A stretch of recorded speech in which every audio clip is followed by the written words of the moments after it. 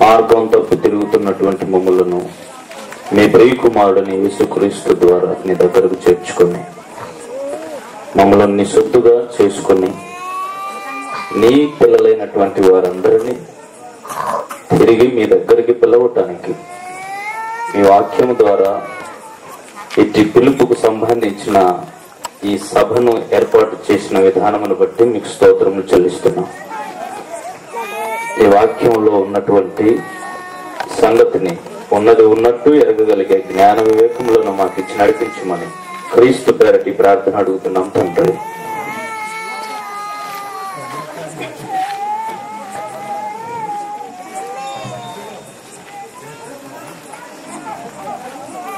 ప్రియమైన దేవుని వారలారా,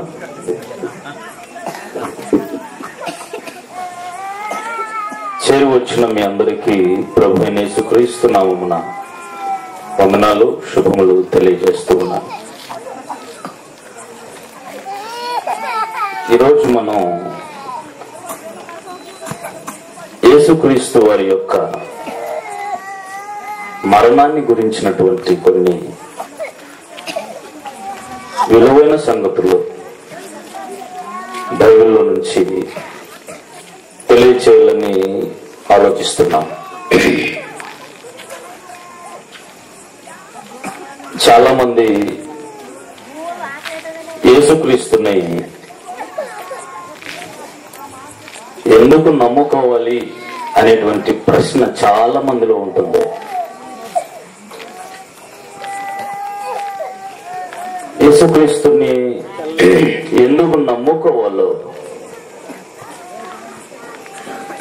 చెప్పేటువంటి బాధ్యత క్రైస్తవులపై కూడా ఉంది.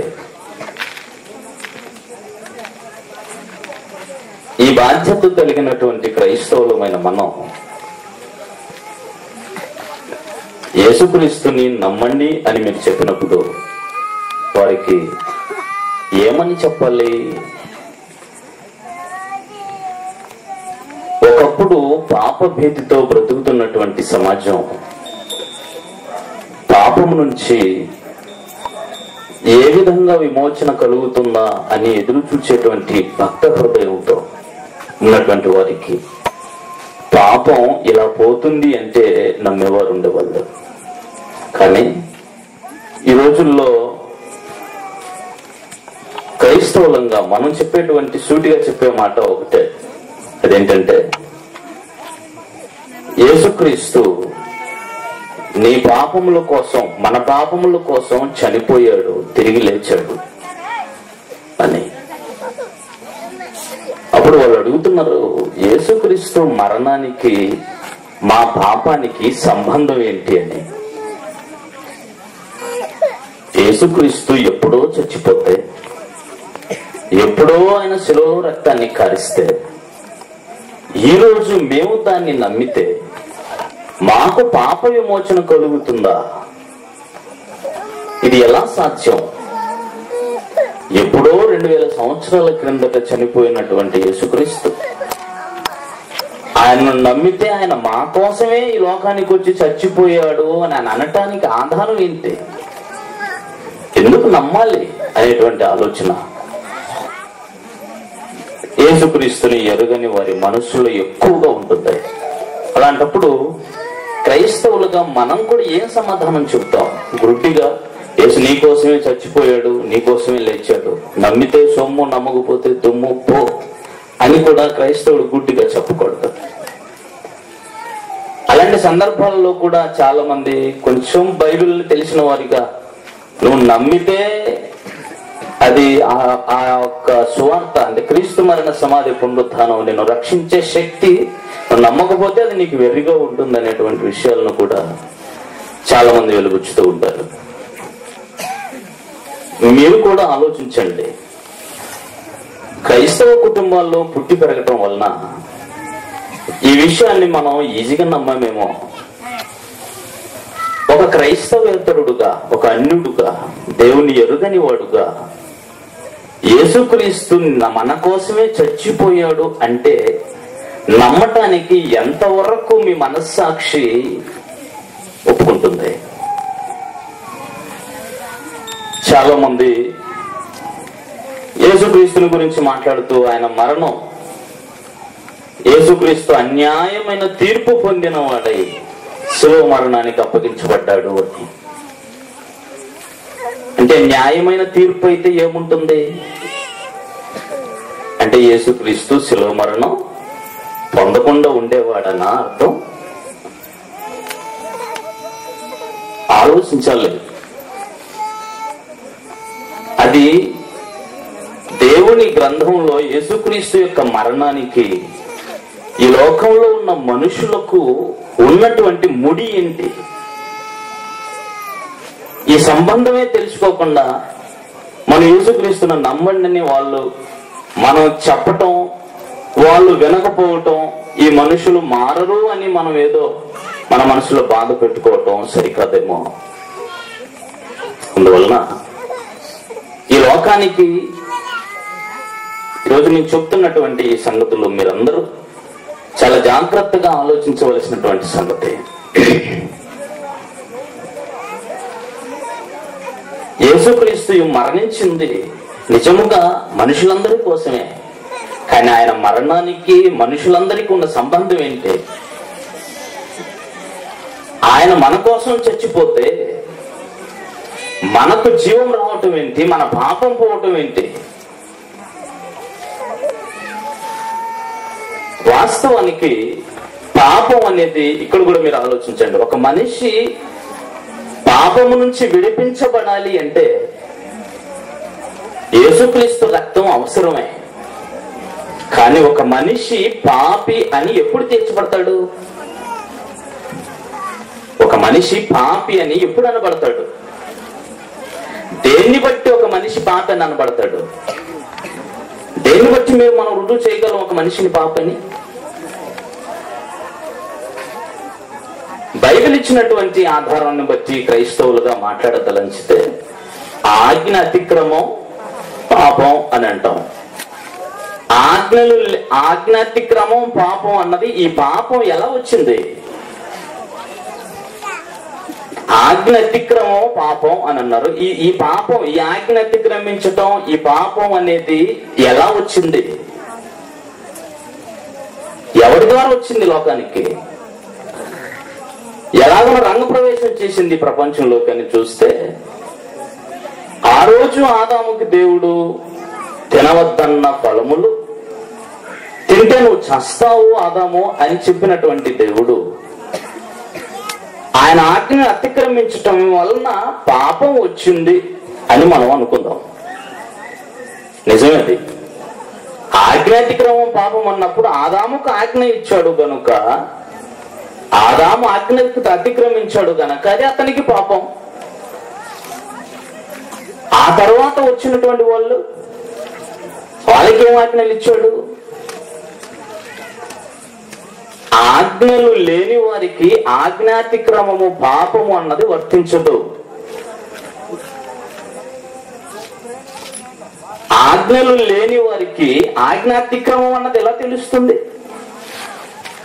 ఏది పాపమో ఏది పుణ్యమో అన్న సంగతి తెలియని వారికి ఆ విషయం, లేక ఆజ్ఞాతిక్రమం పాపం అనేటువంటి సంగతి తెలియనప్పుడు పాపం వల్ల వచ్చే జీతానికి సంబంధించింది అసలు ఆ వ్యక్తికే సంబంధం లేదు. బాగా ఆలోచించండి. ఆజ్ఞాతిక్రమం పాపమే, కానీ ఆజ్ఞలు ఎవరికి ఇచ్చాడు? ఈరోజు లోకానికి ఏం ఆజ్ఞలు ఇచ్చాడు? లోకమంతా తెలుసుకునేటువంటి ఆజ్ఞలు ఏమున్నాయి దేవుడు ఇచ్చినవి? ఎక్కడ ఆజ్ఞ అతిక్రమం జరిగిందో అక్కడే దేవుడు ప్రతి మనిషిని ఎక్కడ పాపిగా తీర్చాడు. ఆ సంగతి తెలియకుండా ఒక మనిషిని పాపిగా అని తీర్చటం, చెప్పటం తప్పవుతుంది. దేవుని దృష్టిలో మనుషులందరూ పాపులు అంటే అందరూ పాపులే. ఎలా పాపులు అని దేవుణ్ణి కూడా అడిగే వాళ్ళు లేరు అనుకోకండి.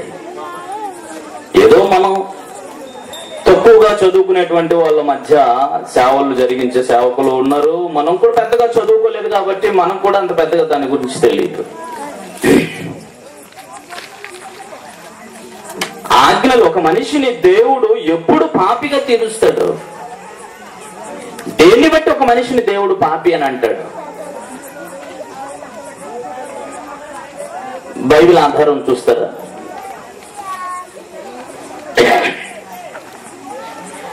రోమీయులకు రాసిన పత్రిక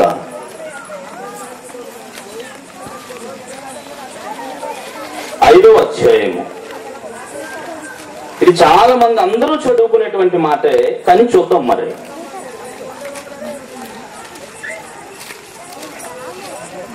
12వ వచనం.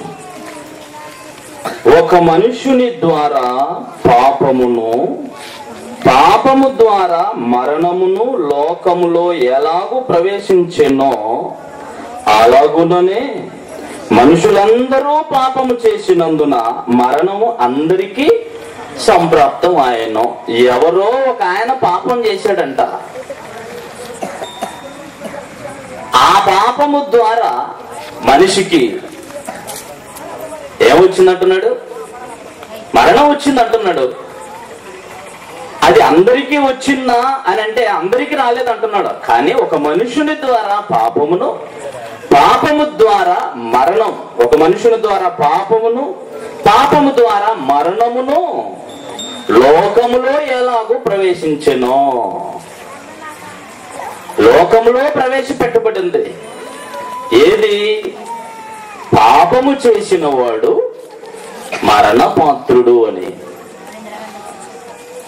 పాపం చేసిన వాడు మరణపాత్రుడు అనేటువంటి నియమము అంటారు దాన్ని. బైబిల్ భాషలో పాప మరణముల నియమము అంటే దేవుడు ఆజ్ఞలు ఇస్తే ఆ ఆజ్ఞలను అతిక్రమించిన వాడు పాపం చేస్తాడు. అట్టి పాపము చేసిన వాడు మరణపాత్రుడు అనేటువంటి చట్టం, న్యాయం అన్నది ఈ లోకంలోనికి ప్రవేశం జరిగింది. అంటే దేవుని యొక్క న్యాయమైన చట్టం ఈ లోకంలోనికి ప్రవేశపెట్టబడింది ఒక మనుషుని ద్వారా. అంటే మొదటి మనుషుడైనటువంటి ఆదాము, అందరికీ ఒక మనుషుడు ఎవరైతే ఉన్నారో అందరికీ ఒకడే మూలం. భూమి మీద పుట్టిన ప్రతి మనుష్యుడికి మూలం ఒక ఆయన ఉన్నాడు, ఆయన ఆదాము.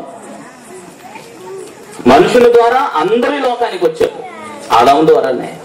అయితే ఆదాము దగ్గర నుంచి పాప మరణముల నియమం అనేది దేవుడి లోకంలో ప్రవేశపెట్టాడు.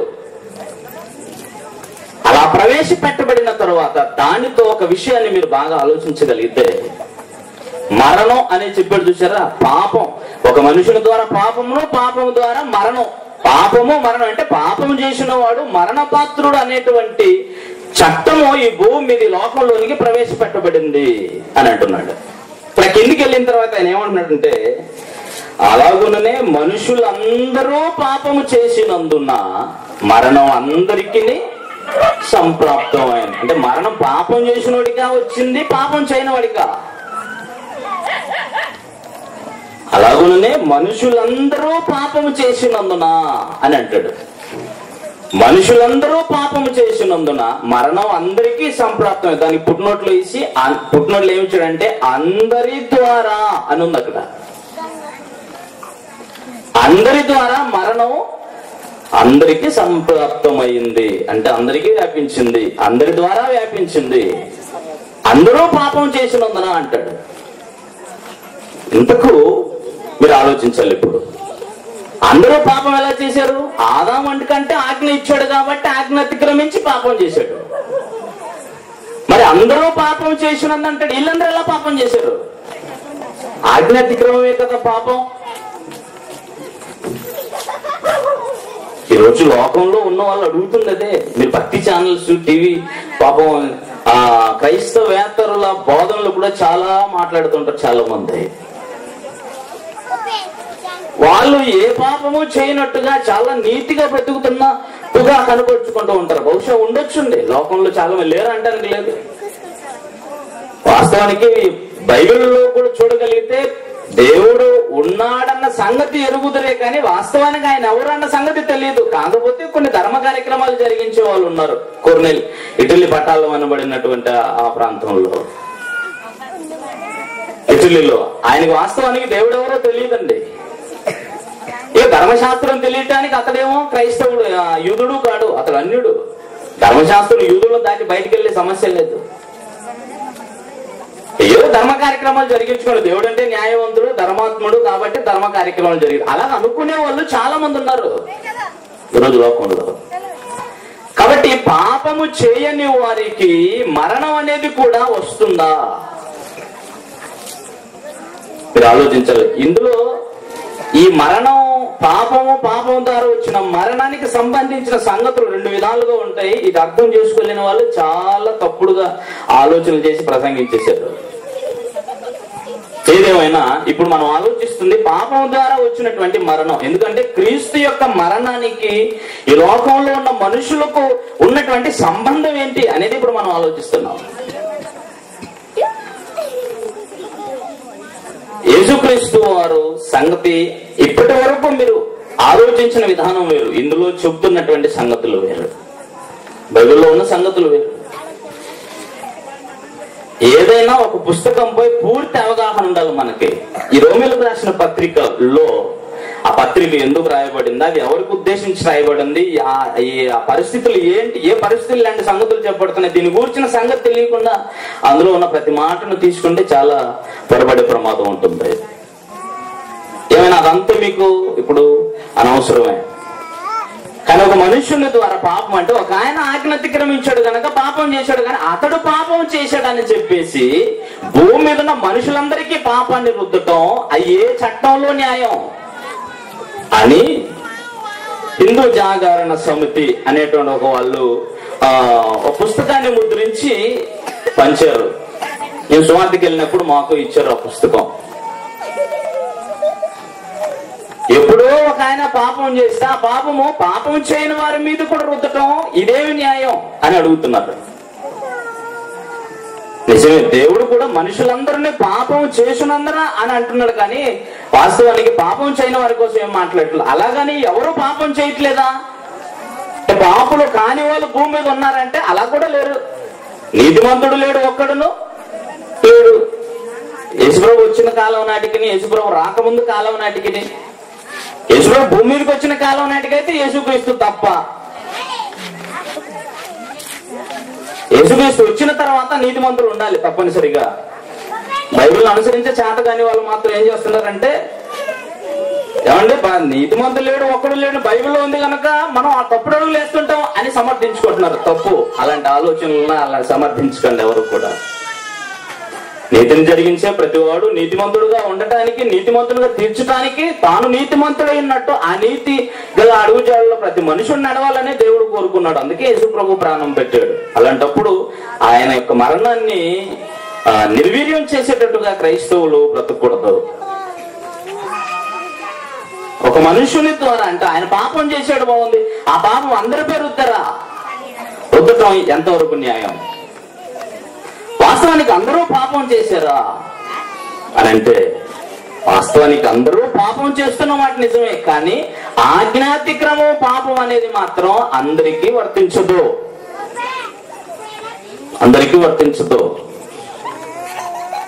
క్రైస్తవులుగా ఆ మాట 100% క్రైస్తవులకు వర్తిస్తుంది. ఆజ్ఞాతిక్రమం పాపం అన్నది బయట వారికి వర్తించదు.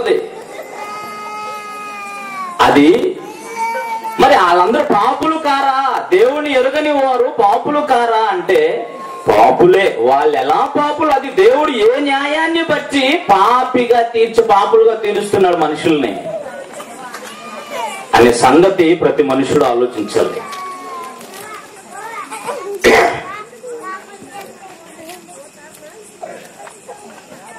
బైబిల్లో ఏం చెప్పబడుతుందో చూద్దామండి మరి. ఎందుకంటే ప్రతి మనిషి విషయంలో దేవుడు ఏం చూస్తాడు, ప్రతి మనిషిని విషయంలో దేవుడు ఏం చూస్తాడు అన్న సంగతిని మీరు గ్రహించాల్సి ఉంటుంది.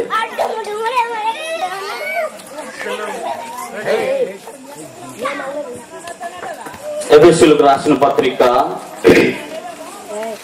4వ అధ్యాయం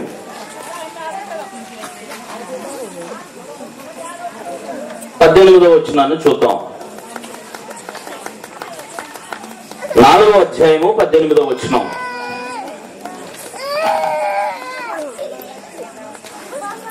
వారైతే అంధకారమైన మనస్సు గలవారై తమ హృదయ కాఠిన్యము వలన తమలోనున్న అజ్ఞానము చేత దేవుని వలన కలుగు జీవములో నుండి వేరుపరచబడిన వారై తమ మనస్సునకు కలిగిన వ్యర్థతను అనుసరించి నడుచుకొనుచున్నారు. ఎవరు? 17వ వచనాన్ని చూస్తే దేవుని ఎరుగని వారిని గురించి చెబుతున్న మాటది.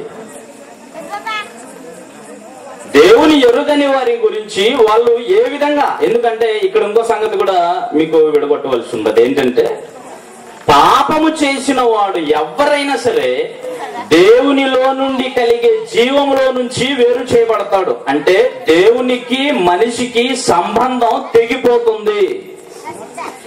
ఎప్పటికీ వారికి దేవునితో సమాధాన పడే సంబంధం ఎప్పటికీ ఉండదు,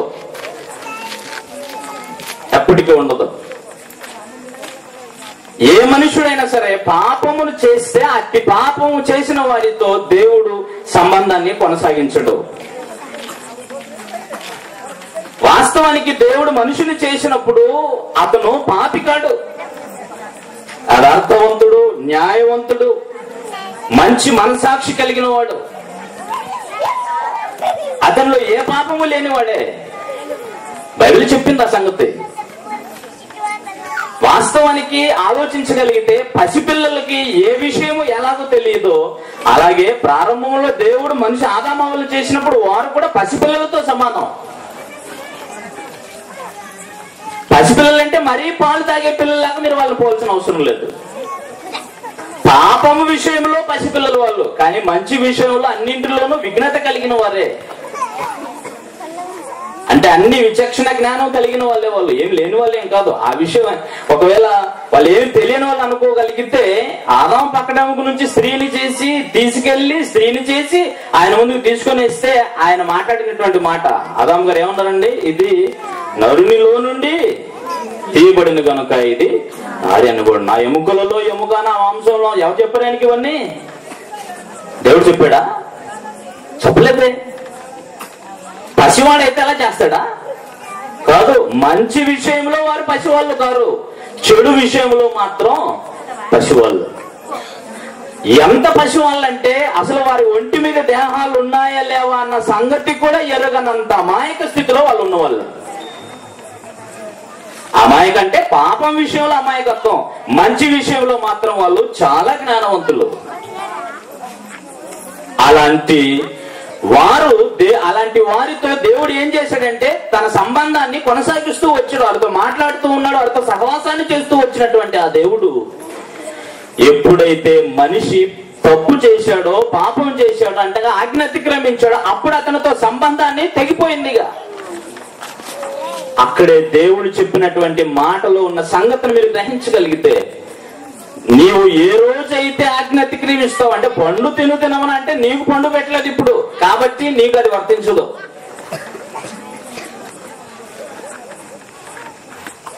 చాలా సంగతులు ఉంటాయండి బైబిల్లో. కాబట్టి సమయ సందర్భాన్ని బట్టి ఆలోచించవలసిందే. అక్కడేమో చెయ్యకూడనిది చేశాడు ఆయన. ఆ నోవహ కాలానికి వచ్చేసరికి ఆయనకి చెయ్యమని కొన్ని చెప్పాడు, అది చెయ్యమన్నది చెయ్యాలి. చెయ్యమన్నది చేయకపోతే ఆజ్ఞ అతిక్రమము, చెయ్యకూడనిది మరి చేస్తే అది ఆజ్ఞ అతిక్రమం. బాగా ఆలోచించాలి. కాబట్టి ఆదాము హవ్వలో ఎప్పుడైతే వారికి ఉన్న మంచి లక్షణాలను బట్టి వాళ్ళు దేవుడితో సహవాసాన్ని కొనసాగించారు, అంటే దేవుడు పసిపిల్లలతో మంచోళ్ళతోనే సహవాసం చేస్తాడు, ఇక ఇంకెవరితో సహవాసం చేయడు అనేటువంటి, అంటే ఏదో దేవుడు పక్షపాతి అన్నట్టుగా మీరేం ఆలోచించిన అవసరం లేదు. అంటే మంచి చెడులు తెలిస్తే దేవుడు సహవాసం చేయడా? అంటే దేవుని కంటే గొప్ప వాళ్ళు అయిపోతారనే ఆలోచన దయ్యం ఆలోచన అది. కానీ దేవుడు మాత్రం తన పిల్లలు తనలాగే జీవిస్తూ తనతో సహవాసాన్ని కొనసాగించాలన్న ఆలోచన కలిగిన దేవుడు. ఎప్పుడైతే వాళ్ళ ఆజ్ఞ అతిక్రమిస్తారో, అనగా మీరు ఎప్పుడు పాపం చేస్తారో మీకు నాకు సంబంధం తెగిపోతుందని వారు పాపం చేయకముందే చెప్పిన సంగతి అది. ఏ దినమున మీరు ఈ పండును తింటారో ఆ దినాన్న మీరు చస్తారు అని అన్నాడు. విచిత్రం ఏంటంటే వాళ్ళు చావలేదు. దయ్యం కూడా ఏం చెప్పింది? మీరు ఈ పండు తింటే మీరు చావనే చావరు. ఎవరి మాట నిజం?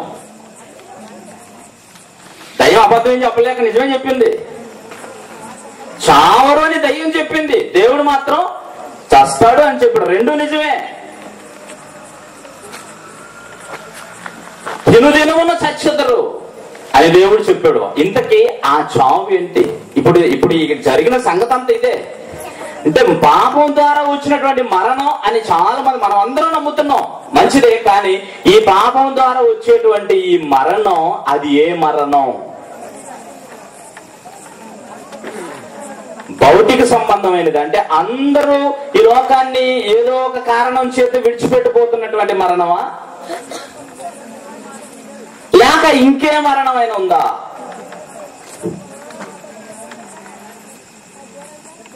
బైబిల్ చాలా విచిత్రమైన గ్రంథం. దాన్ని బాగా మనసు పెట్టి చదివితే బాగా అర్థమైంది ఎవరికైనా.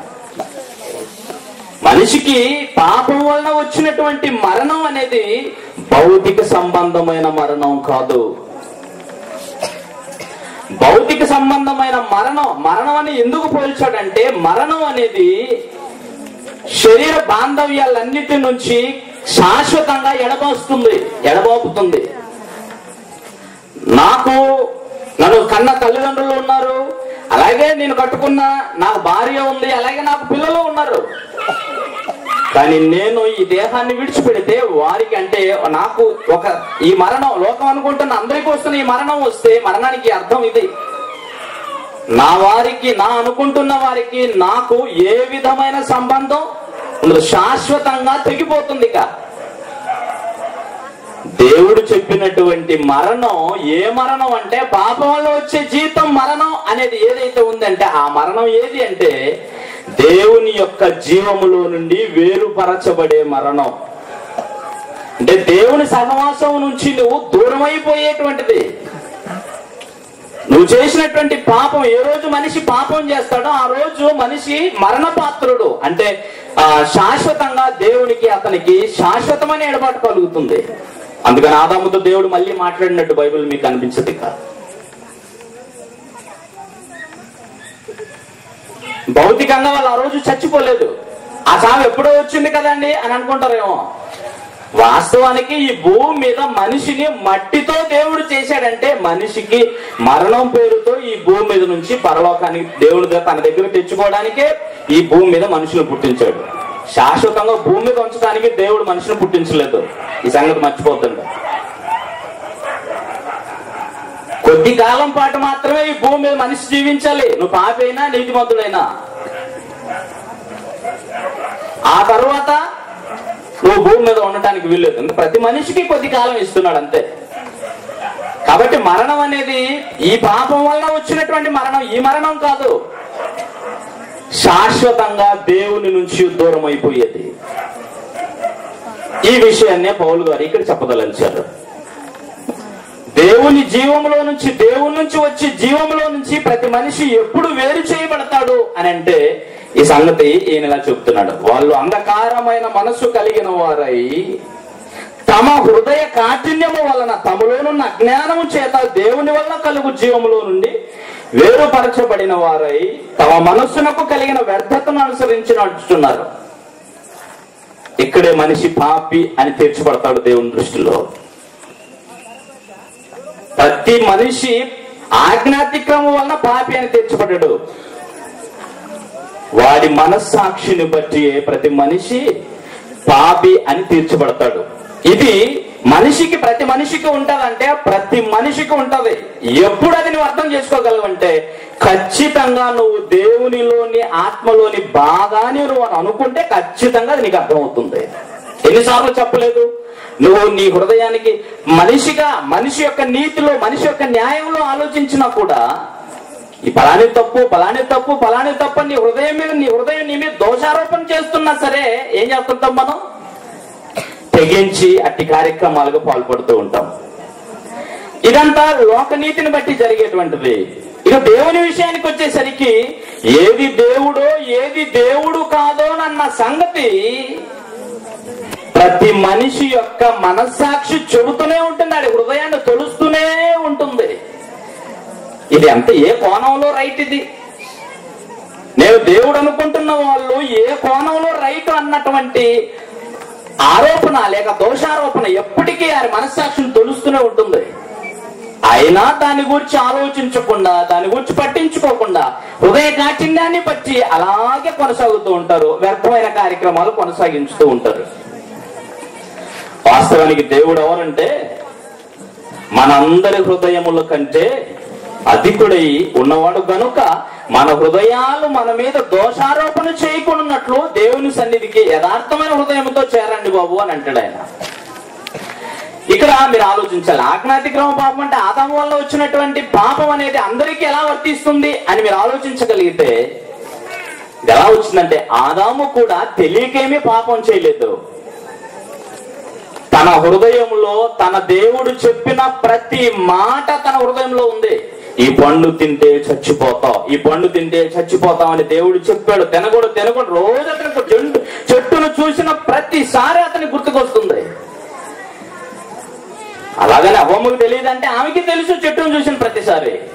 ఎందుకు తిన్నది? తెలియక తినిందా? తెలియక పిల్లలు తప్పు చేస్తుంటే తండ్రులైన వారు వచ్చి ఏం చేస్తారండి?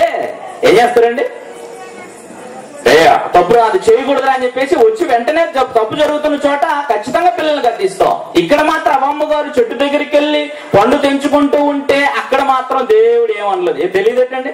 దేవుడికి తెలియదే తప్పు చేస్తుంది, పండు తింటుందని. పోన్లే, ఈవిడ తినేటప్పుడు చూడలేదు అనుకున్నాం, ఈవిడ తీసుకెళ్ళి ఆమె భర్తకి ఇస్తున్నప్పుడు చూడలేదా దేవుడు? అక్కడ చూసాడు, ఓకే వదిలేద్దాం. ఇదంతా ఏమి తెలియనట్టుగా మళ్ళీ తినేసిన తర్వాత దిగంబరుని చెట్టసార్లు దాక్కుంటా ఉన్నారు బాగానే. ఎప్పుడైతే దేవుడు పిలిచాడో, దేవుడు పిలిచిన వెంటనే ఆమె ఏమన్నా చెట్ల సాడికి వెళ్ళి దాచుకున్నాడట. పిలుస్తున్న వెంటనే దేవుడు ఏమన్నాడు? ఆదాము, నేను నీకు తినవద్దని చెప్పిన ఫలములు తింటివా? తెలియదండి దేవునికి? వెళ్ళి తిన్నారా లేదని సంగతి తెలుసంటారా తెలియదంటారా? మనిషి హృదయంలో నుంచి మాట రాకముందే పసిగట్టగల హృదయముల కంటే అధికుడైనటువంటి దేవుడు ఈ మనుషుని విషయంలోకి వచ్చేసరికి ఏమి తెలియనట్టుగా అడగటం ఏంటి? ఎందుకు అడుగుతున్నాడో తెలుసా? పండు తప్పు అయ్యండి, కాయలు పెంచుతున్నప్పుడే దేవుడు ఎందుకు అడ్డగించలేదో ఎప్పుడన్నా ఆలోచించారా? వాళ్ళు హృదయపూర్వకముగా సిద్ధపడే ఆ తప్పుకి తెగించారు.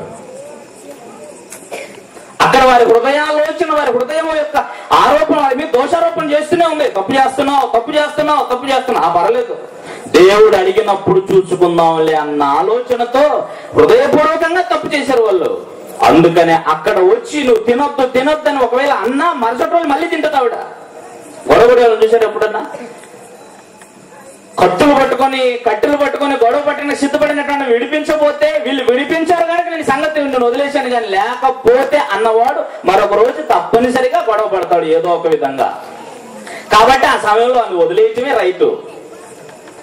దేవుడు కూడా అక్కడ ఏం జరిగిందంటే తప్పు చేస్తున్నప్పుడు అడ్డగించలేదు. ఎందుకంటే వాళ్ళు హృదయపూర్వకంగా సిద్ధపడిపోయారు తినటానికి. అంటే వారి మనస్సాక్షిని బట్టి వాళ్ళు దోషులుగా వారు హృదయపూర్వకంగా సిద్ధపడిపోయారు కనుక వారి మనస్సాక్షిని బట్టి దేవుడు చెప్పినా సరే ఆ మాటను పక్కన ఆజ్ఞ అతిక్రమించిన రెండు విధాలుగా వాళ్ళు దోషులయ్యారు, పాపులయ్యారు. అయితే ప్రతి మనిషి, లోకంలో ఉన్న ప్రతి మనిషి ఆజ్ఞ అతిక్రమించడం వల్ల పాపి కాడు. కానీ రెండు విధాలుగా పాపి ఎవడవుతాడంటే ఆజ్ఞలు కలిగి హృదయం దోషారోపణ చేస్తున్నా, తప్పు చేయొద్దని మనస్సాక్షి చెప్తున్నా రెండు విధాలుగా దోష అయ్యేది ఎవడంటే ఆజ్ఞలు కలిగిన క్రైస్తవుడే. వాస్తవానికి లోకంలో ఉన్న వారు వారి హృదయాన్ని బట్టి, వారి హృదయ మనస్సాక్షిని బట్టి వాళ్ళు దోషులుగా తీర్చబడతారు. అందువల్ల వారు దేవుని జీవంలో నుంచి వాళ్ళు వేరు చేయబడుతున్నారు. ఇంకెప్పుడు దేవుడు జీవము గలవాడు అంటే నిత్య జీవము కలిగిన వాడు ఆయన. ఆ జీవములో నుంచి శాశ్వతంగా మనిషి వేరు చేయబడుతున్నాడు. అందుకనే ఏ మనిషిని కూడా దేవుడు బలవంతంగా తన దగ్గరకు రప్పించుకోవాలని ప్రయత్నం ఎప్పుడూ చేయలేదండి. దేవుడు ఏ కాలంలోనూ చేయలేదు. వారికే వారు హృదయపూర్వకంగా సిద్ధపడి రావాలని ఎందుకు ఆశించాడో తెలుసా? నువ్వు హృదయపూర్వకంగా వస్తేనే ఆయనకు కావాలి. అందుకని నీ పూర్ణ హృదయంతో, నీ పూర్ణ మనసుతో, నీ పూర్ణ ఆత్మతో, ఎందుకంటే హృదయపూర్వకంగా సిద్ధపడి రా. అలాగైతే నేను అంగీకరిస్తా. ఆలోచిస్తున్నారా? అంటే బాగా ఆలోచించాడు. అంటే దేవుని యొక్క జీవములో నుంచి వేరు చేయబడుతున్నటువంటి మనిషి ఏం చేయబడుతున్నాడంటే మరి నెక్స్ట్ ఏంటనమాట? జీవంలోంచి వేరు చేయబడుతున్నా అంటే నెక్స్ట్ ఏంటనమాట? మనిషికి మరణం. అది ఏ మరణం? అలా చెబుతున్నాను, అది ఏ మరణం? ఈ శరీరంలో వచ్చేటువంటి మరణం కాదు. నువ్వు నీతిమంతుడుగా బ్రతికినా చచ్చిపోతావు. అర్థమవుతుందా? ఒకవేళ మీరు అనుకోవచ్చు, యేసుక్రీస్తు ఎందుకు వచ్చాడు? ఏమంటే మనం అందరం ఒకవేళ క్రైస్తవులు అందరూ ఒకవేళ అనుకుంటున్నట్లుగా యేసుక్రీస్తు లేక మనుషులందరూ పాపం చేయటం వల్లనే మరణం వచ్చింది అని ఒకవేళ అనుకుంటే, యేసుక్రీస్తు పాపం తీసేయడానికి వచ్చినప్పుడు ఈ మరణం మాత్రం ఎందుకు వచ్చాడు? మరి క్రీస్తుని అంగీకరించిన వారు కూడా చచ్చిపోతున్నారు కదా. కాబట్టి మరణం అంటే ఈ మరణం తీసేయడానికి కాదు యేసుక్రీస్తు వచ్చింది. బాగా ఆలోచించండి. ప్రతి మనిషి ఒక మనుషుని ద్వారా పాపము ద్వారా మరణమును లోకంలో ఎలాగో ప్రవేశపెట్టనో అలాగుననే మనుషులందరూ పాపము చేసినందున మరణం అందరికీ సంప్రాప్తం. ఆయనంటే అందరూ అంటే ఆజ్ఞలు కలిగి రెండు విధాలుగా ఆదాము చెడిపోతే ఆ తర్వాత వచ్చిన ప్రతి ఒక్కరూ ఆజ్ఞలు లేకపోయినా పాపులుగా తీర్చిపడ్డారు. ఎలాగంటే వారి మనస్సాక్షి వారిపై నేరారోపణ చేస్తూనే ఉంటుంది, వాళ్ళు చేస్తున్నటువంటి ప్రతి తప్పు విషయంలో. ఎందుకంటే అది దేవుడి నుంచి వచ్చినటువంటి ఆత్మ. తప్పనిసరిగా దేవుని ఆత్మ దేవునికి సంబంధించిన సంగతులలో ఖచ్చితంగా ఆలోచన కలిగి ఉంటుంది. శరీరము దానికి సంబంధ బాంధవ్యాల గురించి ఆలోచిస్తూ ఉంటుంది. ఆత్మ ఖచ్చితంగా దాని ఆత్మలకు తండ్రి అయిన దేవుని గురించిన సహవాసాన్ని ఖచ్చితంగా కోరుకుంటుంది. అందుకే ఈ విషయాన్ని ఉద్దేశించి పౌలు గారు ఇలా చెప్పారు, శరీరం ఆత్మకును ఆత్మ శరీరములకు విరోధముగా అపేక్షించి ఒకదానికొకటి వ్యతిరేకంగా కోరుకుంటాయి. శరీరము శరీర సంబంధమైనదాన్ని కోరుకుంటుంది, ఆత్మను కన్నా తండ్రి అయిన దేవునితో సహవాసాన్ని కోరుకుంటుంది. ఈ సహవాసాన్ని ఎప్పటికీ దేవునితో ఈ సహవాసాన్ని కొనసాగించలేని వాడు ఎవరంటే శరీరంతో ఎప్పుడు సంబంధం కలిగి ఉన్న వాళ్ళు. ఏది ఏమైనా ఈ భూమి మీద ఇవ్వబడినటువంటి ఈ మరణం కాదు, శాశ్వతమైనటువంటి మరణం. తప్పు చేసిన వాడు శిక్షార్హుడు, పాపం చేసిన వాడు శిక్షార్హుడు అన్న దేవుని న్యాయమైన చట్టం ఈ భూమి మీదకి లోకంలోనికి ప్రవేశపెట్టబడిన తరువాత ప్రతి మనిషి విషయములో దేవుడు శిక్షను అమలు చేయబూనుకున్నాడు. ప్రతి మనిషి ఇప్పుడు ఒకడైనాను నీతిమంతుడు లేకపోతే ఇప్పుడు అందరూ మరణ పాత్రలు. అంటే శాశ్వతంగా దేవుని యొక్క జీవంలో నుంచి అందరూ వేరు చేయబడ్డారు. అంటే శాశ్వతంగా నిత్య శిక్షలోకి అందరూ శిక్ష పాత్రలు అయిపోయారు అన్నమాట. ఇట్టి శిక్షకు పాత్రులైనటువంటి వీరితో మళ్ళీ సహవాసాన్ని కొనసాగించదలంచిన దేవుడు తానే మళ్ళీ మనుషులతో సహవాసాన్ని చేయదలంచలేదు, రాదలంచలేదు. ఒకవేళ ఆయనే రాదలంచితే పూర్వం నుంచి ఇలా చెప్పుండేవాడు కాదు, నేను మీతో మిమ్మల్ని రక్షించవలనని, మీతో సహవాసం చేయవలనని, మీ మనవులు వినవలనని నాకు ఆశ ఉన్నది. కానీ మీకు నాకు మధ్య మీ దోషములు మీ పాపములు నాకు అడ్డుగా ఉన్నాయి కాబట్టి నేను మీతో సహవాసం చేయలేను. కాబట్టి ఈ మనుషుల్ని దేవునితో సమాధాన పరిచేటువంటి వాళ్ళు ఎవరో రావాలి, ఎవరో ఏదో చెయ్యాలి. దేవునితో సమాధాన పడాలంటే ఆ న్యాయమైన చట్టాన్ని ఖచ్చితంగా పాటించిన వారై ఉండాలి. అంటే తప్పు చేసిన వాడు శిక్షార్హుడైతే అట్టి శిక్షను భరించేవారు అందరూ ఎవరైనా సరే భరించి తీరాలి, అప్పుడే ఆయన ఊరుకుంటాడు. నిజం, పాపం చేసిన వాడు మరణపాత్రుడే. అలాగే దేవుడు ఇలాగే చెప్తాడండి. ఆయన యొక్క వ్యక్తిత్వం మీరు పాత నిబంధనలో కానీ కొత్త నిబంధనలో కానీ ఎప్పుడు ఒకే విధంగా యేసుప్రభు భూమి మీదకి వచ్చి కూడా దేవుని వ్యక్తిత్వం ఎలాంటిదో చెప్తూ వచ్చాడు. నేను మీతో మంచిగానే చెప్తున్నాను కానీ పరలోకం ఉందని నా తండ్రి అలాంటాడు కాదు. ఫలించకపోతే చెట్టును నరికేమంటాడు ఆయన, అంతే. ప్రేమ గలవాడు, నన్ను మీ దగ్గర పంపించాడు, దీన్ని మీరు అర్థం చేసుకోకపోతే మీ నాశనానికి మీరే పాత్రలు అంటాడు ఆయన. ఆలోచిస్తున్నారా? ముందు నుంచి కూడా దేవుడు ఏం చెబుతున్నాడో ఒక సంగతి చూడండి. యెషయా గ్రంథం 22వ అధ్యాయం. పోయిన సంవత్సరం కూడా యాక్చువల్ గా మీకు చెప్పినటువంటి పాట మీకు ఎంతమంది గుర్తుందో కానీ, మనుషుని యొక్క పాపానికి అయ్యే ఖర్చు ఎంత అనేదాన్ని గత సంవత్సరాన్ని మీకు చెప్పాను. మనుషుని పాప క్రయధనం ఎంత అన్నది.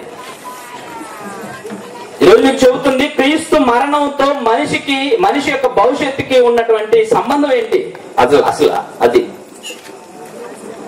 ఈ సంగతి చూడండి. ఇప్పుడు 22వ అధ్యాయము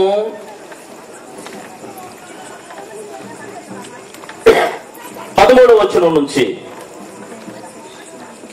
22వ అధ్యాయం 13. రేపు చచ్చిపోదాం గనక తిందుము త్రాగుదు అని చెప్పి ఎడ్లను వధించుచు గొర్రెలను కొయ్యచ్చు మాంసం తినుచు ద్రాక్షరసం త్రాగుచు మీరు సంతోషించి ఉత్సహించుదురు కాగా ప్రభువును సైన్యములకు అధిపత్యగు యెహోవా నాకు ప్రత్యక్షుడే నాకు వినబడినట్లుగా ఇట్లా అంటున్నాడు. ఏమని?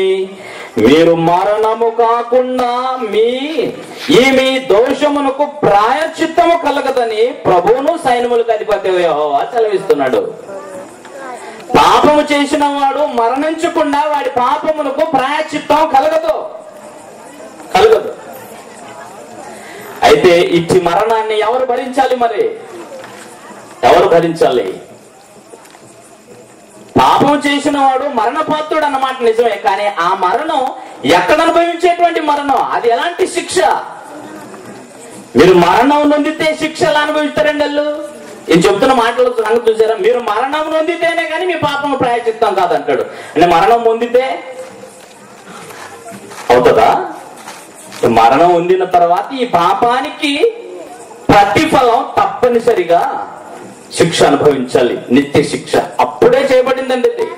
పాపం చేసిన వాడు శిక్షకు పాత్రుడు అన్న సంగతి, ఆ నియమాన్ని, ఆ చట్టాన్ని దేవుడు ప్రారంభంలోనే తీసుకొచ్చి లోకంలో పెట్టేశాడు. నీవు మనస్సాక్షిని బట్టి చేస్తావా? ఆజ్ఞలు విన్న తర్వాత కూడా అలాగే నీవు మనసు మార్చుకోకుండా తప్పు చేస్తావా, పాపం చేస్తావా? అయితే ఈ సంగతిని గుర్తించాలి ఏంటంటే, పాపం చేసిన ప్రతి వాడు దేవుని చట్ట ప్రకారంగా శిక్షార్హుడే.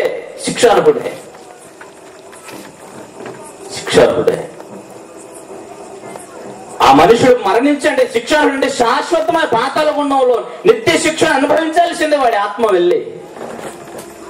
దేవుడు విధించినటువంటి శిక్ష అది, ఆయన న్యాయం, ఆయన చట్టం అది. దీన్ని మీరు గ్రహించగలుగుతున్నారా? అలాగైతే ఈ శిక్షను ఎవరు భరించాలి? మరి ఇదే సందర్భంలో ఇదిగో ఎక్కడైతే దేవుని యొక్క న్యాయము ఈ భూమి మీద మనుషుల మధ్య ప్రవేశపెట్టబడిందో అక్కడే ఏం జరిగిందో తెలుసా? అపవాది, ఒక దుష్ట శక్తి కూడా దాన్ని అదునుగా తీసుకుని మనుషులతో దేవుడు సహవాసాన్ని కోల్పోవాలంటే ఒకే ఒకటే, ఏంటి? మనిషిని పాపం చేయటానికి. దయ్యం ఎప్పుడన్నా వచ్చి మీ మధ్య నిలబడి పాపం చేయించిందా? ఆ కళ్ళ ముందు నిలబడి వాడైనా ఎక్కడ ప్రయోగం చేస్తాడు? వాడికి కావలసింది కూడా మనుషుని యొక్క హృదయం. వాడు ప్రారంభించేది అక్కడే. కాబట్టి ఆ హృదయంలో వాడి చెడు బీజాన్ని వేస్తాడు. ఎక్కడైతే దేవుడు ప్రవేశపెట్టిన పాప మరణముల నియమం ఉందో దాన్నే దేవుని పిల్లలకు, దేవునికి వ్యతిరేకంగా మలిచింది దుష్ట శక్తి. పాపం చేయండి, ఎలాగో ఏదో ఒక విధంగా నేను హృదయంలో ప్రేరేపిస్తుంది, పాపంలో పడేస్తుంది. ఎప్పుడైతే నువ్వు ఏ విషయంలో దేవుని దృష్టిలో నేరస్తుడు అవుతావన్న సంగతి నీకు తెలియదు, కానీ అపవాదికి తెలుసు. అందుకనే ముందుగా ఒక మనిషిని హృదయపూర్వకంగా తప్పు చేయటానికి ప్రేరేపిస్తుంది అపవాది. అలాగ ప్రతి మనుషుడు దేవునికి దూరం అయిపోయాడు. ఈ దేవుని న్యాయమైన చట్టంలో, ఆ దేవుని న్యాయమైనటువంటి త్రాసులో పాపమునకు, అంటే పాపం చేసిన వాడు మరణించాలి అంటే ఆ మరణాన్ని ఎవరు భరించాలి? పాపం చేసిన ప్రతి ఒక్కడు భరించాలి. పాపం చేసిన ప్రతి వాడు భరించుకోవాలంటే వాడు నిత్య శిక్షలు అనుభవించాల్సిందే. అది ఎంతకాలం అంటే తరతరాలు, యుగ యుగాలు. 20 సంవత్సరాలు ఈ జీవిత కాలంలో చేసిన పాపానికి ప్రతిగా శాశ్వత కాలం శిక్ష అనుభవించాలి.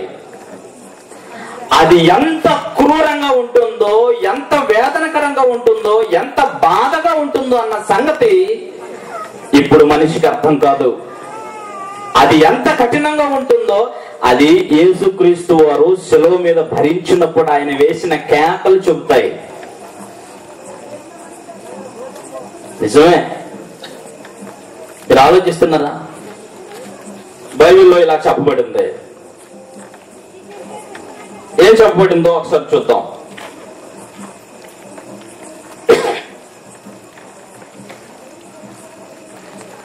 రోమీయులకు రాసిన పత్రిక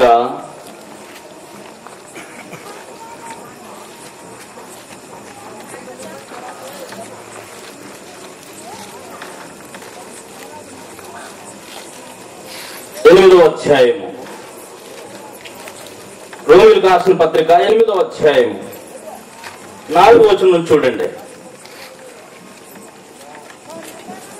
రోమీయులకు రాసిన పత్రిక 8వ అధ్యాయం 4వ వచనం.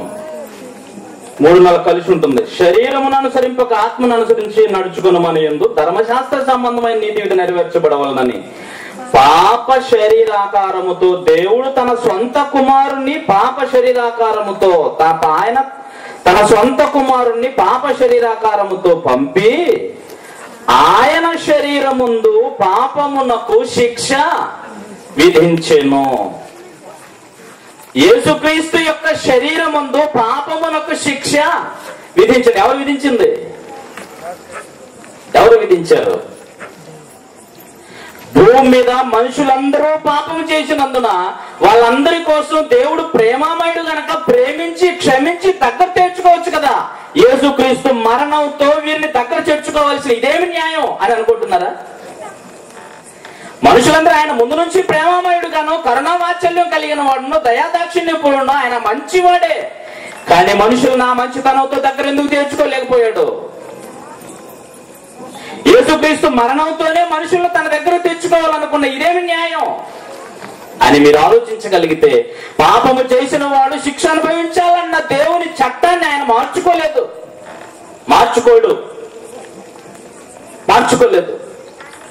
ఈ లోకంలో ఉన్న చట్టాలను మీరు ఆలోచించగలిగితే, ఒక నేరం విషయంలో, ఒక తప్పు చేసిన విషయంలో ఎవడైనా జైలుకు వస్తే, ఏమండి ఈ దొంగతనం చేయటంలోనో లేక దేశాన్ని దోచుకోవడంలో ఇలాంటి వాళ్ళు ఎక్కువ మంది ఉన్నారు కనుక ఇప్పుడు ఏం చేద్దాం, కాబట్టి మన చట్టాన్ని మార్చేసుకుందాం అని చెప్పేసి న్యాయమూర్తులు ఐపీఎస్లు అందరూ కూర్చొని చట్టాలను మార్చడానికి వీల్లేదు. తప్పు చేస్తే అతను శిక్ష అనుభవించాలి అంతే. దానిలో ఉన్న లొసుగులు, ఎందుకంటే దేవుని యొక్క న్యాయం వేరు, మనుషుల న్యాయం వేరు. ఈ లోకంలో న్యాయమూర్తులు అందరూ లంచాలు తీసుకున్న దాని మీద ఆధారపడి ఉంటుంది వాళ్ళు చేసేటువంటి తీర్పు. కానీ చట్టం మార్చలేరు ఎవరు. అది మనుషుల జ్ఞానంతో రాయబడింది కనుక అందులో చాలా లోపాలు ఉండే అవకాశం ఉంది. కానీ అట్టి లోపాలు మానవ జ్ఞానంతో రాయబడిన అట్టి చట్టాలలోనే తప్పు చేసిన వారు శిక్ష అనుభవించవలసిందే అన్న మాట, అది న్యాయం అని అనుకున్నప్పుడు, ఆ తప్పు చేసే వాళ్ళు ఎక్కువైపోతున్నారు కాబట్టి చట్టాలని సవరిద్దాంలేండి అని అనలేనప్పుడు, పరమందున్న దేవుడు మాత్రం భూమి మీద మనిషిని తన దగ్గర తెచ్చుకోవడానికి పాప మరణముల నియమం అంటే ఇది చట్టాన్ని, న్యాయాన్ని ఆయన మార్చదలంచలేదు. ఒకవేళ వారిని రక్షించాలి, కాపాడాలి అని అనుకుంటే తప్పనిసరిగా ప్రతి మనుష్యుడు శిక్ష అనుభవించాల్సిందే. అయితే పాపము చేసిన వాడైతే శిక్ష నిరంతరము పాతాలను అనుభవించాలి. పాపము చేయని వాడు అయితే అది 6 గంటలు అనుభవించేశాడు. అది యేసుక్రీస్తు సెలవులో అనుభవించింది. ఇంత క్రూరమైన మరణం యేసుక్రీస్తు ఎందుకు అనుభవించాలి? అందరిలాగా చచ్చిపోయినా పర్వాలేదు, నీకోసమే చచ్చిపోయాడని చెప్పినా పర్వాలేదు కదా. అందరిలాంటి మరణాన్ని ఆయన కూడా అనుభవించిన తర్వాత నీకోసమే చచ్చిపోయాడు అనొచ్చు కదా. అంత క్రూరమైన మరణాన్ని పొందిన తర్వాత ఆయన మరణం నీ కోసమే అని అంటున్నాడంటే ఆలోచిస్తున్నారా? ఈ సంగతిని ఉద్దేశించి హెబ్రీ గ్రంథకర్త ఇలా చెప్తున్నాడు. చాలా సార్లు ఇవి పాతవే, కానీ అది పైన ఆలోచించడం వలన దానికి మనకు ఉన్నటువంటి సంబంధం, క్రీస్తు మరణానికి మనకున్న సంబంధం ఏంటో తెలియటం లేదు. 2వ అధ్యాయం చూడండి ఏం చెప్తున్నాడు అక్కడ. ఇక్కడ చెబుతున్నటువంటి ఉద్దేశం ఏంటో తెలుసా? యేసుక్రీస్తు వారు స్వయంగా తన ఇష్టపూర్వకంగా దానికి సిద్ధపడి వచ్చారు మనుషులు రక్షించడానికి అనే సంగతిని ఇక్కడ బయలుపరచబడుతుంది. ఇది ఈ సంగతిలో 14వ వచనంలో చెబుతున్నాడు ఆయన యేసు ప్రభు వారు. ఏం చెప్తున్నాడు? కాబట్టి ఆ పిల్లలు రక్త మాంసములు గలవారు అయినందున ఆ ప్రకారమే మరణము యొక్క బలము గలవానిని అనగా అపవాదిని మరణము ద్వారా నశింపజేయుటకును, ఆ తర్వాత జీవితకాలం అంతయు మరణ భయము చేత దాస్యములకు లోబడిన వారిని విడిపించుటకును ఆయన కూడా రక్త మాంసముల్లో పాలివాడని. యేసుక్రీస్తు ఎందుకు రక్త మాంసంలో పాలివాడయ్యాడు? ఎందుకు ఆయన రక్త మాంసంలో పాలివాడయ్యాడు చూస్తారా? 2వ అధ్యాయం 9వ వచనం చూడండి. దేవుని కృప వలన ఆయన ప్రతి మనుష్యుని కొరకు మరణం అనుభవించున్నట్లు అని చూడండి. ప్రతి మనుషుని కొరకు మరణం అనుభవించినట్లు. ఇదే న్యాయం అండి. యేసుక్రీస్తు ఎందుకు రక్త మాంసంలో శరీరధారిగా వచ్చాడు? శాశ్వతుడు ఆయన. సృష్టి పుట్టక ముందు దేవుని యొక్క దేవుని మహిమను సమానంగా అనుభవించిన వాడని ఫిలిప్పీయులకు 2వ అధ్యాయం 5వ వచనంలో ఉంది, 6వ వచనంలో. ఆయన దేవునితో సమానముగా ఉండి విడిచిపెట్టకూడని భాగ్యం ఎంచుకోలేదు అంటాడు. సృష్టి కార్యక్రమంలో తండ్రి యొక్క కార్యక్రమాలన్నిటిలోనూ ఆయన ప్రధాన పాత్ర పోషించిన వాడు. ఎప్పుడు వారి సంబంధం తెగిపోలేదు. శిలువ మీద మాత్రం యేసుక్రీస్తుకి దేవునికి సంబంధం తెగిపోయింది. శిలువ మీద యేసుక్రీస్తుని తండ్రి చెయ్యి విడిచాడా లేదా అని అడిగితే ఖచ్చితంగా చెయ్యి విడిచాడని తనే చెప్పుకుంటున్నాడు యేసు ప్రభువు వారు. నా తండ్రి, నా దేవా, నా దేవా, నన్నెందుకు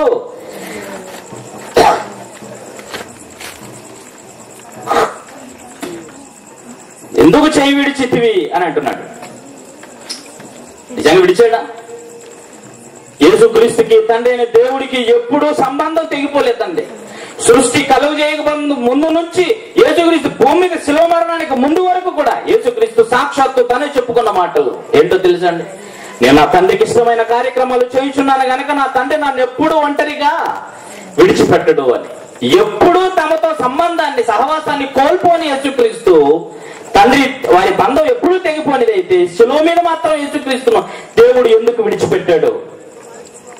ఈ మనుషులందరి కోసం ఆయన మరణం అనుభవించడం ఏంటి అని అంటే, మనుషులందరి పాపమునకు సంబంధించిన శిక్ష అంతా నీతిమంతుడు గనక, పాపం లేనివాడు గనక ఆ ఒక్కడు మరణించి ఆ చట్టాన్ని మార్చాడు ఆయన.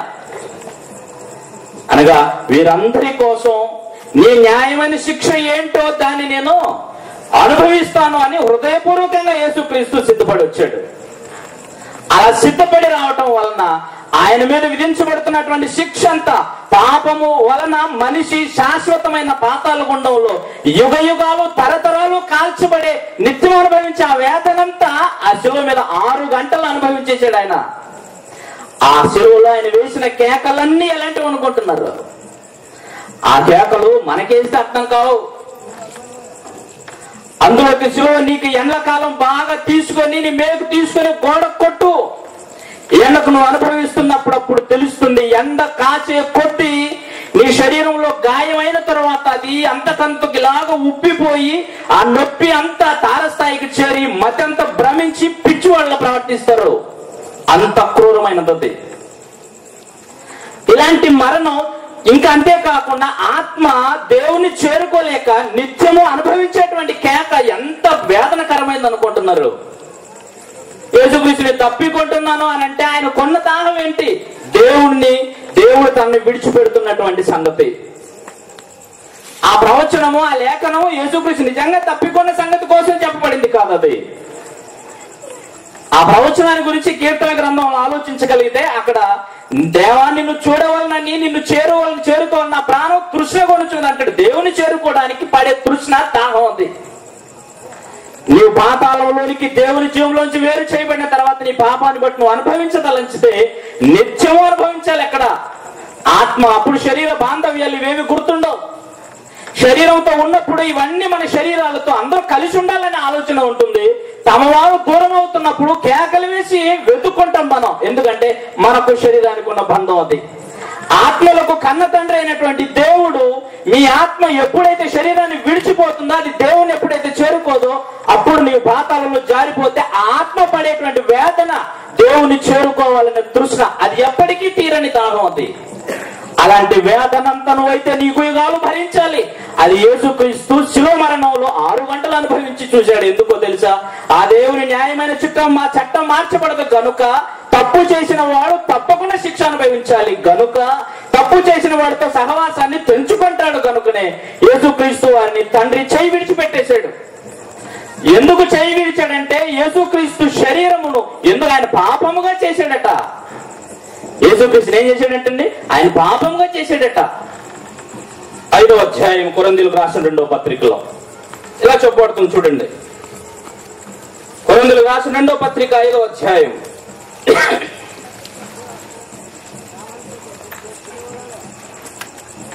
2వ అధ్యాయం 18-19 వచనాలు చూడండి. 18-19 వచనాలు. సమస్తమును దేవుని వలననైనవి, నీకు నువ్వే దేవుని చేరుకోవాలన్న అవకాశమే కనుక నీకే ఇస్తే నువ్వు ఎప్పుడూ చేరుకోలేవన్న సంగతి అర్థమైపోయింది. సమస్తము దేవుని వలననైనవి, ఆయన మనల్ని క్రీస్తు ద్వారా తనతో సమాధానపరుచుకొని ఆ సమాధానపరచు పరిచర్యను మాకు అనుగ్రహించును. అదేంటంటే దేవుడు వారి అపరాధములనంటే వారి పాపముల పాపమునకు శిక్ష వారి మీద మోపక. ఎందుకంటే తప్పు చేసిన వాడు శిక్షార్హుడైతే మీరు పాపులైన తీర్చబడితే ఖచ్చితంగా శిక్ష అనుభవించాలి. నిన్ను శిక్షకు గురి చేసేది పాపం అయితే ఆ పాపముని ఆ అపరాధముని మీ మీద మోపక ఏం చేశాడంట? క్రీస్తునందు లోకమును తనతో సమాధాన పరుచుకోవడానికి ఏం చేశాడంటే 21వ వచనంలో చెప్తున్నాడు, ఎందుకనగా మనం ఆయన యందు దేవుని నీతి యొగున్నట్లు పాపమెరుగని ఆయనను మన కోసము పాపముగా చేసెను. యేసుక్రీస్తుని శిలువలో దేవుడు ఎందుకు చేయి విడిచాడో తెలుసా? మనుషులందరి పాపాలన్నీ ఆయన మీద కనబడుతున్నాయి దేవునికి. ఆయన పాపముగా చేయబడ్డాడు. పాపం చేసిన వాడు అనుభవించే శిక్ష అంతా ఆయన శిలువలో అనుభవించవలసింది. అది దేవుని చట్టానికి న్యాయమైనది. అది లోకంలో ఎలాంటి తీర్పు పొందినా దేవుని న్యాయం, దేవుని చట్టంలో అది న్యాయమైన తీర్పు. ఎందుకంటే భూమి మీద మనుషులందరి పాపమునకు శిక్ష విధించబడే స్థలం, శిక్ష విధించబడేటువంటి చోటు, శిక్ష విధించబడవలసిన శరీరం అదే క్రీస్తు యొక్క శరీరం. ఇంకొకరి శరీరం మీద శిక్ష విధించగలరు. ఎందుకంటే ఎవడు చేసిన పాపానికి వాడే శిక్ష అనుభవించగలడు. కానీ ఎవడు పాపం చేయని వాడు ఎవడునంటే ఎవడు లేడు మన కోసం అనుభవించడానికి. అందుకనే నా పాపం వలన వచ్చే శాశ్వతమైన ఆ మరణం నుంచి తప్పించటానికే యేసుక్రీస్తు వారు శిలువలో ఆ మరణ వేదనను అనుభవించారు. అందుకే నీ పాపానికి, నీ మరణం శాశ్వతమైన ఆ పాతాళ గుండం నుంచి నిన్ను విడిపించడానికే పరమందున్న దేవుడు ఇదిగో నీ పాపమునికి శిక్ష యేసుక్రీస్తు శరీరంపై విధించాడు. పాపం ఎరుగని ఆయన పాపముగా చేశాడు. ఎందుకంటే నీ కోసం నువ్వు బ్రతకాలని ఆలోచిస్తున్నా. అందుకనే రోమపత్రికలో ఇలా చెప్తున్నాడు పౌలు గారు. 5వ అధ్యాయం రోమీలకు రాసిన పత్రిక 5వ అధ్యాయం 7వ వచనం చూడండి. నీతిమంతుని కొరకు సహితం ఒకడు చనిపోవటం అరుదు అంటే జరగని పని. అసలు మంచివాని కొరకు ఎవడైనా ఒకవేళ తెగించవచ్చును. అయితే దేవుడు మన ఎడల తన ప్రేమను వెల్లడిపరుచున్నాడు. ఎట్లంటే మనం ఇంకనో పాపులమైండగానే క్రీస్తు మన కొరకు చనిపోయాను. కాబట్టి ఆయన రక్తం వలన ఇప్పుడు నీతిమంతులకు తీర్చబడి మరింత నిశ్చయముగా ఆయన ఉగ్రత నుండి ఎక్కడి నుంచి రక్షించబడుతున్నాం? దేవుని ఉగ్రత నుంచి. అంటే పాపము చేసిన వాడు శిక్షార్హుడు, పాపం చేసిన వాడు దేవునికి శత్రువు. కింద సంగతుల్లో చూడగలిగితే అదే ఉంటుంది. 10వ వచనం, ఎలాగనగా మనం శత్రువులమై ఉండగా అని అంటాడు. మన శత్రువులమై ఉండగా ఆయన కుమారుని మరణము ద్వారా మనం దేవునితో సమాధానపరచబడిన వారమై ఆయన జీవించుట చేత మరి నిశ్చయముగా రక్షించబడతాం. ఆయనతో మీరు సమాధానం పడ్డారు.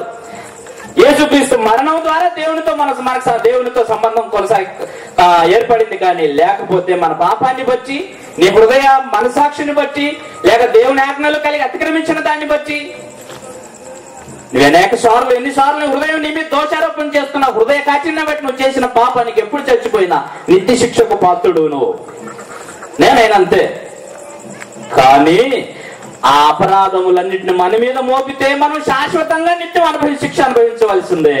కానీ అక్కడ నుంచి మనల్ని తప్పించటానికి ఆ దేవుని ఉగ్రత నుంచి, అది శిక్ష అంటే మరి మామూలు శిక్ష కాదు, అది దేవుని ఉగ్రత. అందుకని ఆ ఉగ్రత నుంచి మనం రక్షించబడుతున్నాం ఏంటంటే క్రీస్తు యొక్క మరణము ద్వారా. ఈ విషయాన్ని ఎబ్రీ పత్రికలో అందరూ చదువుకుంటున్నమాట. ఆ పిల్లలు రక్త మాంసములు గలవారైనందున ఏంటట? ఆ పిల్లలు రక్త మాంసములు గలవారైనందున ఆ ప్రకారమే మరణము యొక్క బలము గలవానిని, అనగా అపవాదిని మరణం ద్వారా నశింపు చేయుటకును జీవిత కాలమంతయు మరణ భయము చేత దాస్యమునకు లోబడిన వారిని విడిపించడానికి ఆయన కూడా రక్త మాంసంలో పాలివాడాయి. నిన్ను ఏ మరణం నుంచి విడిపించడానికి మనం అనుకుంటున్నాం, ఈ మరణం నుంచి విడిపించడానికని. ఈ మరణం నుంచి విడిపించడానికి వచ్చింటే ఈ మరణం మనకి కలగకుండా ఉండాలి క్రైస్తవులైన వారికి. కానీ ఈ మరణం వచ్చింది, ఇంకా ఉంది అని అంటే మనల్ని విడిపించింది ఈ మరణ దాస్యం నుంచి కాదు, శాశ్వతమైన ఆ మరణ దాస్యం నుంచి, అనగా నిత్య శిక్ష నుంచి మనల్ని విడిపించాడు ఆయన. ఆలోచిస్తున్నారా? యేసుక్రీస్తు మరణానికి మనకి అక్కడ చెప్పబడిన మరో సంగతి ఏంటంటే చూడండి, మరణము యొక్క బలము గలవానిని, అనగా అపవాది. వీడెవడు మధ్యలో?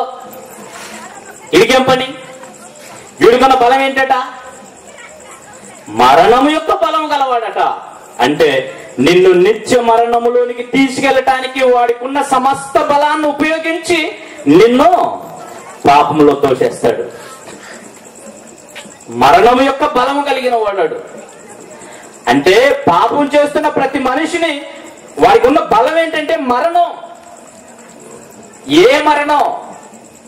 ఆ మరణాన్ని అంటే దేవుని న్యాయమైన చట్టాన్ని మీకు రిటర్న్ అంతా ఉల్టా పల్టా చేసేసి మనల్ని నాశనానికి తీసుకెళ్లే ప్రయత్నం చేయటంలో వాడు చాలా ముందున్నాడు. అందుకే ఆ అపవాది యొక్క మరణము బలము గలవని అంటాడు. యాక్చువల్గా మరణానికి బలం ఏమో అవసరం? మరణించడానికి మళ్ళీ చంపడానికి వాడికి బలం అవసరమా? పెద్ద బలం అవసరం అంటే వాడికి వాడికున్న బలం ఏంటి? మరి మనిషిని భూమి మీద చంపేయటానికి వాడికున్న బలం అంతా అవసరమా? అవసరం లేదు. ఎక్కడైనా కాలు జారి కింద పడితే పగలు కూడా తగిలితే క్షణంలో మాయమైపోతావు. ఆ జీవితాన్ని ఉద్దేశించి బైబిల్ కూడా ఇలా చెప్పింది, నీ జీవితం ఏ పాటిదంటే ఇంతలో కనబడి అంతలో మాయమే. అలాంటి వాడి కోసం ఆ దయ్యం వాడుకున్న బలాన్ని ఉపయోగించలేంటి? కాదు. వాడుకున్న బలం నిన్ను నిత్య శిక్షలోకి తీసుకెళ్ళటానికి వాడుకున్న సమస్త బలాన్ని ఉపయోగించుకుంటాడు. అలాంటి వాడి నుంచి వాడిని మరణము చేత నశింప చేయటానికంటే దేవుని యొక్క న్యాయమైన చట్టము చేత ఆ అనీతిమంతుల కొరకు నీతిమంతుని క్రీస్తు మరణం అనుభవించడం చేత అపవాదికి చావు దెబ్బ తగిలింది. అక్కడ నుంచి ఏ మనిషి విషయంలో కూడా అపవాది వాడి ప్రభుత్వాన్ని కొనసాగించలేడు.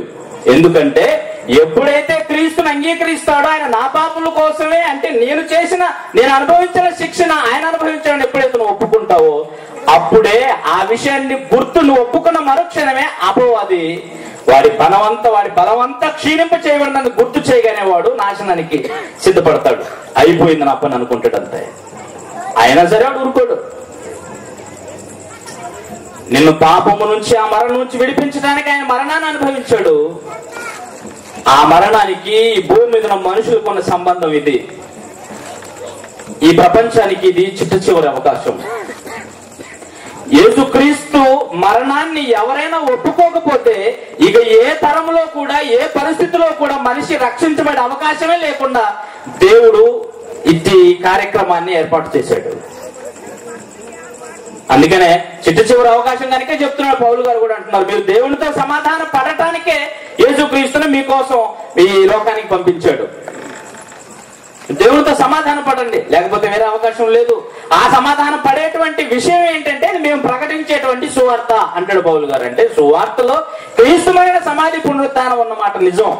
అయితే ఆ మరణం ఎవరి కోసం అని అంటే అది నీ కోసం. ఎందుకు అంటే నువ్వు దేవునితో సమాధాన పరచాలి అంటే నీ పాపను బట్టి నువ్వు శిక్షకు పాత్రుడివి, ఉగ్రత పాత్రుడివి, నిత్యము శిక్ష అనుభవించిన వాడు. నువ్వు దేవునితో సమాధాన పడాలంటే నీ శిక్షను మరొకరు అనుభవించి ఉండాలి. ఆయన బట్టి నిన్ను క్షమించి వదిలేస్తాడు దేవుడు, లేకపోతే విడిచిపెట్టాడు.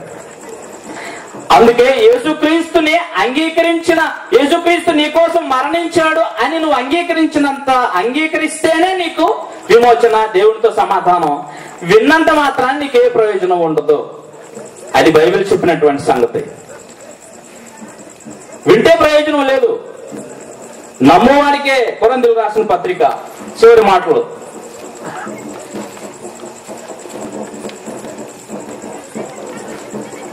కొరింథీయులకు రాసిన మొదటి పత్రిక మొదటి అధ్యాయం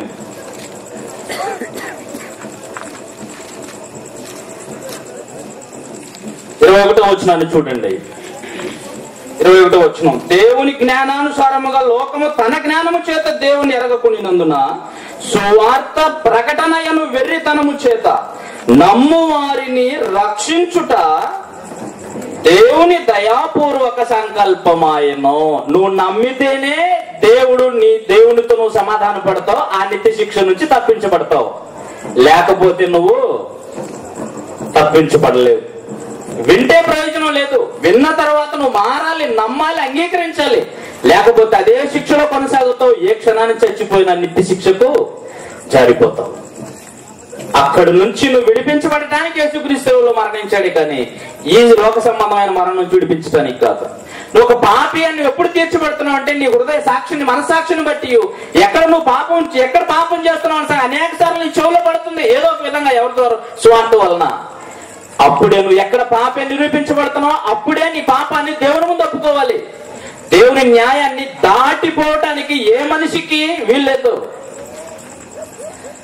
అట్లు కాని పక్షాన ఏ క్షణంలోనైనా ఈ దేహాన్ని విడిస్తే నిత్య శిక్షలోకి వెళ్ళిపోతావు. మరి అందుకే ఈ సమాధాన సంబంధమైన సువార్తని, ఇదిగో ఈ సువార్త ద్వారా ప్రతి మనిషి దగ్గరికి దేవుడిలా తీసుకెళ్తున్నాడు. అది నువ్వు అంగీకరించడానికి, నమ్మటానికి నీకు వెర్రిగా కనబడుతుందేమో, కానీ అది వెర్రి కాదు. అది దేవుని న్యాయమైనటువంటి చట్టం, అది దేవుని దయాపూర్వక సంకల్పం నిన్ను రక్షించడానికి క్రీస్తు శిలువలో మరణించడం అనేది. కాబట్టి ఆలోచించండి, నమ్ముతారా, అంగీకరిస్తారా? అయితే ఇక నుంచి మీ పాపపు జీవితం నుంచి మీరు వేరు చేయబడాలి. అంటే దేవుని జీవంలోనికి మళ్ళీ మీరు సంబంధాన్ని తెచ్చుకోవాలి. యేసుక్రీస్తు చెప్పింది అదే, నేను గొర్రెల కొరకు ప్రాణం పెట్టడానికి వచ్చాను, అది ఆ జీవము సమృద్ధిగా కలగటానికి నేను వచ్చాను అన్నాడు. అంటే సగం కాదు, సమృద్ధి అనే జీవం, దేవునితో నిన్ను శాశ్వతంగా సమాధానపరచడానికి. దీన్ని కాదనుకుంటే నీకు మరో అవకాశం లేదు. ఇక ఆలోచించి జాగ్రత్తగా మీ జీవితాలని భద్రం చేసుకోవటానికే ఈ సమాధాన సంబంధమైన సువార్తను మీకు ప్రకటించడం జరిగింది. ఆలోచించి మంచి నిర్ణయం తీసుకుని దేవుని కోసం గొప్పగా బ్రతకాలి అని, యేసుక్రీస్తు మీకోసం అనుభవించినటువంటి మరణం అది మీకు వెర్రి కాదు, అది మిమ్మల్ని రక్షించడానికి దేవుని యొక్క న్యాయమైన చట్ట ప్రకారంగా క్రీస్తుపై విధించబడినటువంటి శిక్ష. అది నీ కోసమే, కానీ ఆయన చేసిన పాపానికి కాదు. ఆయన పాపం చేయలేని నీతిమంతుడు. ఆయన ఈ భూమి మీద ఉండగా నాలో పాపం ఉందని ఎవరు నిరూపించగలను? లోకాన్ని పాపం విషయంలో సవాలు చేసిన నీతిమంతుడు ఆయన. అట్టి నీతిమంతుడు రక్షిస్తే, అట్టి నీతిమంతుని ద్వారా నువ్వు రక్షించబడితే నీకు నిత్య జీవం, శాశ్వత జీవం అనగా దేవుడితో సహవాసం ఉంటుంది. లేకపోతే శాశ్వతంగా దేవుడితో సంబంధాన్ని ఈ పాపపు జీవితాన్ని బట్టి తెగిపోయి ఇంకెప్పుడు దేవుణ్ణి చేరుకోలేని మహావ్యాధం నిత్య శిక్షలు అనుభవిస్తావు. అదే పరలోకమందున్న దేవుడు ఈ లోకానికి ప్రకటించినటువంటి సువార్త. ఆలోచించి సత్యాన్ని స్వీకరించి మీ మనసులో మార్చుకొని పాపం నుంచి విడిపించబడి, పాపమును విడిచిపెట్టి నీతిమంతులు అవటానికి దేవుని కృప దగ్గరికి రావాల్సిందిగా ప్రతి మనిషికి ఈ అవకాశాన్ని దేవుడు ఇస్తున్నాడన్న సంగతి గ్రహించి ఈ ఆహ్వానాన్ని హృదయపూర్వకంగా స్వీకరించి దేవుని దగ్గర రావాల్సిందిగా అందరికీ మనవి చేస్తున్నాం. క్రీస్తు పునరుత్థానం ద్వారా ఈ లోకానికి మనకు ఏమి చెప్పదలంచాడు అన్న సంగతిని నేను రేపు చెప్తాను. క్రీస్తు పునరుత్థానం ద్వారా అసలు లోకానికి ఏం చెప్పదలంచాడు, లోకం ఏం తెలుసుకోవలసిందన్న సంగతిని క్రైస్తవుల మనకు తెలియాలి, లోకానికి తెలియ సంగతి రేపు మాట్లాడుకుందాం. ఈ విషయం జాగ్రత్తగా ఆలోచించి మీ మనసులో దేవుని హృదయానికి, దేవుని న్యాయమైన చట్టానికి చోటు ఇవ్వండి. తల ఉంచుకలమని ప్రార్థన చేసుకుంటాం. ప్రేమ కలిగిన తండ్రి, మీరు రాయించి ఇచ్చినటువంటి నీ మాటలలోని సంగతులు ఈ భూమి మీద మానవాళి పాప మరణముల నియమము నుంచి తప్పించడానికి మీ కుమారుని యేసుక్రీస్తు మీ న్యాయానికి ఒప్పుకొని తాను ఏ పాపము చేయకపోయినా ఈ భూమి మీద మనుషులందరి పాపముల నిమిత్తమై తానే శిక్షను అనుభవించి ఈ భూమి మీద మనుషులందరిని మీతో సమాధానపరచడానికి మీ కుమారుడు చేసిన ఈ మహా త్యాగాన్ని బట్టి మీకే మా హృదయపూర్వకమైన కృతజ్ఞతాస్తుతులు చెల్లిస్తున్నాం. ఈ సమాధాన సంబంధమైన సంగతులను విన్నటువంటి నీ పిల్లలు ఏ ఒక్కరు నిష్ఫలులు కాకుండా వాక్య ప్రకారంగా బ్రతుకుటకు సహాయం చేయండి. ఈ సువార్త ప్రకటనలో ఉన్న సంగతిని నీ పిల్లలు విని గ్రహించినట్లు వారి మనసులను తెరవండి. నీ కుమారుడు పొందినటువంటి మరణం అది మామూలుది కాదు అని, నిత్యము ప్రతి మనిషి శిక్ష అనుభవించవలసిన ఆమె వేదనకరమైన భయంకరమైనటువంటి ఆ శిక్షను మీ కుమారుని మరణం ద్వారా మమ్మల్ని తప్పించారు. మీరు న్యాయవంతుడు అని, ఈ భూమి మీద పాపము చేసిన వాడు శిక్షార్హుడు అని మీ కుమారుని మరణం ద్వారా మరొకసారి లోకానికి రుజువు చేశారు. శరీరం కలిగిన ప్రతివాడు పాపము చేయనవసరం లేదు అని, పాపము చేయకుండా ఉండగలడు అని మీ కుమారుని యొక్క జీవితం మా కళ్ళ ముందు కనిపించేటట్టుగా, కదలాడేటట్టుగా మీ వాక్యం ముందు పొందుపరిచారు. మీ కుమారుని యొక్క న్యాయమైనటువంటి జీవితాన్ని, అట్టి చట్టాన్ని మీ కుమారుని మరణం ద్వారా మాతో చేసుకున్న నూతన నిబంధనను బట్టి మీకు స్తోత్రం చెల్లిస్తున్నాం.